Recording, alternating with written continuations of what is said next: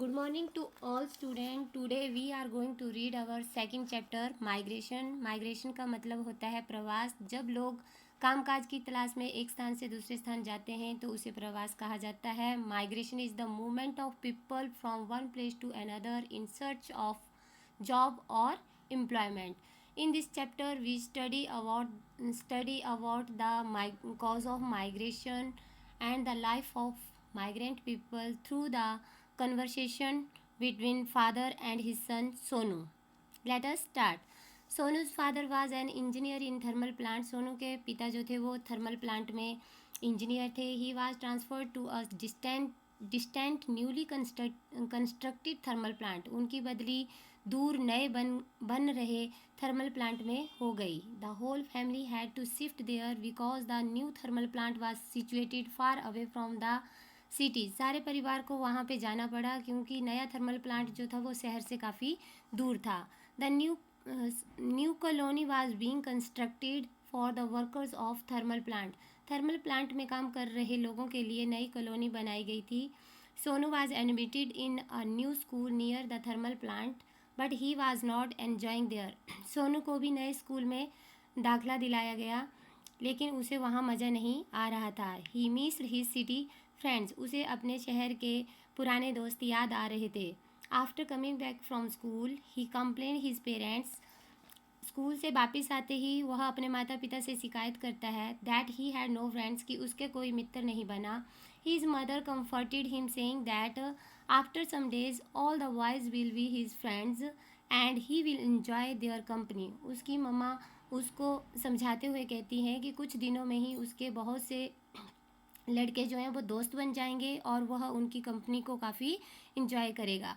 His mother's words were true. उसकी मम्मा के शब्द सही थे. After some days he had many friends. कुछ दिनों में ही उसके काफ़ी दोस्त बन गए. He came to know about many new things of that area which were earlier not known to him. He came to know about many new things. उसे उस क्षेत्र की कई चीज़ों के बारे में पता लग गया जिनके बारे में वो पहले नहीं जानता था.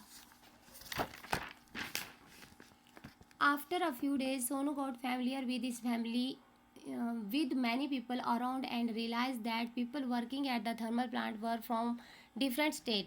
कुछ ही दिनों में सोनू जो है वो वहाँ के लोगों के साथ फैमिलियर्स मीन्स घुल मिल गया और उसे यह महसूस हुआ कि थर्मल प्लांट में काम करने वाले लोग जो थे वो अलग अलग राज्यों से थे. दे वर माइग्रेंट्स. वे प्रवासी थे. They lived in small rooms and faced many problems in rainy season. वे छोटे कमरों में रहते थे और उन्हें वर्षा के मौसम में काफ़ी समस्याओं का सामना करना पड़ता था. Their children did not go to school. उनके बच्चे जो है वो स्कूल नहीं जाते थे.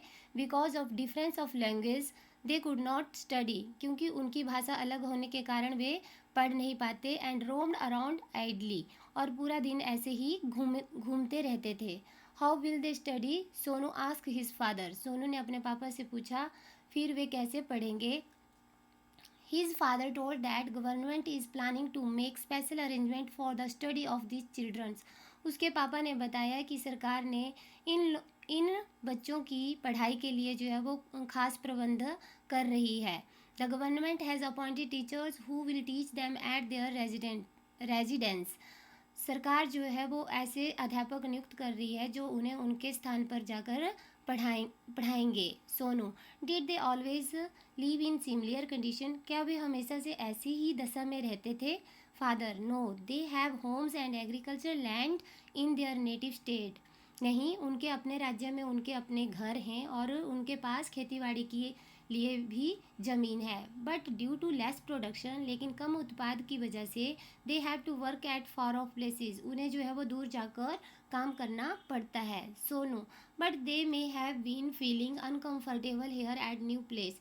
लेकिन उन्हें इस नई जगह पर जो है वो कितना असहज महसूस हो रहा होगा. They are living far away from their native state. वे अपने मूल राज्य से दूर रह रहे हैं. So they might be facing a lot of problems. इसलिए उन्हें कई मुश्किलों का सामना करना पड़ सकता है. फादर. Yes of course. हाँ वो तो है. They have to come away from their house, वे अपने घरों से काफ़ी दूर आए होते हैं।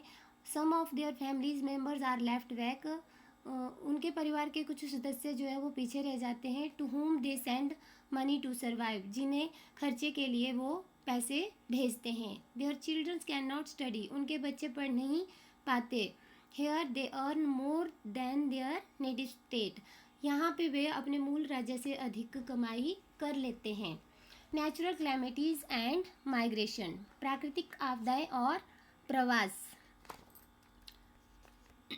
As you have read that people migrate from one place to another in search of employment और job, जैसे कि आपने पढ़ा कि लोग एक स्थान से दूसरे स्थान जो है वो रोजगार या तो काम की तलाश में प्रवास करते हैं। Sometime natural calamities also become the cause of migration, कई बार जो है वो प्राकृतिक आपदाएं भी जो है वो प्रवास का कारण बनती हैं। फ्लड और earthquake damage the houses of people, flood means बाढ़ और भूकंप भी लोगों के घरों को जो है वो नष्ट कर देते हैं। People have to migrate due to shortage of food in drought like situation, और कई बार सूखे की स्थिति में भी खाने की कमी की वजह से जो है वो लोगों को प्रवास करना पड़ता है। सोनू पापा, भाई people living in slums were uprooted in our city. Sonu अपने पापा से कहता है कि पापा हमारे शहर में रह रहे झोंपड़ पट्टी वाले लोगों को वहाँ से क्यों हटा दिया गया। They were working in the nearby locality, वे यहाँ लोकेलिटी होता है आसपास का जो है वो यहाँ आसपास के घरों में काम कर रहे थे। Father, due to increase in traffic the roads were to be widen, traffic के बढ़ने की वजह से जो है वो सड़कों को चौड़ा करना पड़ता है। Due to the widening of roads the government had to approve them as their huts were on the sides of the road, इसलिए सड़कों को चौड़ा करने के लिए सरकार ने उनकी झोंपड़ियों को वहाँ से हटा दिया जो सड़कों के किनारे बनी थी। They lost their sources of income, उन्होंने अपनी आय का साधन भी खो दिया। And had to search for new work, और अब उन्हें जो है वो अपने लिए नया काम ढूंढना पड़ेगा। थिंग्स टू रिमेंबर, याद रखने योग्य बातें। People coming from other states in search of work are called migrants, जो लोग दूसरे राज्यों से जो है वो काम की तलाश में आते हैं उन्हें प्रवासी कहा जाता है। The childrens of the migrants have to face problem in study due to difference of language, भाषा में अंतर की वजह से जो है वो प्रवासी लोगों के बच्चों को पढ़ने में काफ़ी मुश्किलों का सामना करना पड़ता है। On being migrated people experience many new things, प्रवासी बनने पर लोगों को जो है वो कई नई चीज़ों का अनुभव होता है। Here are some work for you. First है, if you have to left your old school and get admission in a new school, how you will feel for the first few days, मतलब यदि आप अपना पुराना school जो है वो छोड़ देते हो और नए स्कूल में एडमिशन लेते हो तो आपको पहले कुछ दिन कैसा फील होगा, मीन्स कैसा महसूस होगा।